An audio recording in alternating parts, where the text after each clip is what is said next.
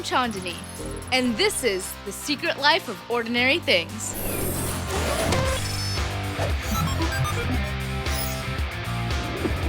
Today's ordinary thing was once accused of being poisonous, was thought to be an ingredient used in love potions, and is now used in many of the most popular dishes around the world. It's the tomato. It's pronounced tomato. However you say it, it's delicious. After Christopher Columbus came to the Americas, more European explorers followed.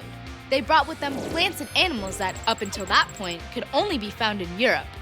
When those explorers returned home, they brought with them stuff like turkeys, chocolates, and tomatoes. Since Columbus was the first to bring stuff to the Americas and bring stuff from the Americas back to Europe, this exchange of goods was called the Columbian Exchange. When tomatoes first arrived in Europe, some people didn't eat them because they were thought to be poisonous. That's because they look like the deadly nightshade plant. It also didn't help the tomatoes' reputation that a fair number of people who did eat them got very sick, and some even died. At the time, some metal plates were made of tin and lead. The acid in the juice of the tomato interacted with the lead, creating a poison that caused many to die. It was a rough start for the little tomato.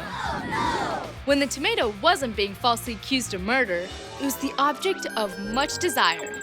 That's because some people thought it was the mandrake, an ingredient in love potions written about in old stories. Oh look, Flute's back, just in time for... A really bad joke! What did the Papa Tomato say to the baby tomato? What?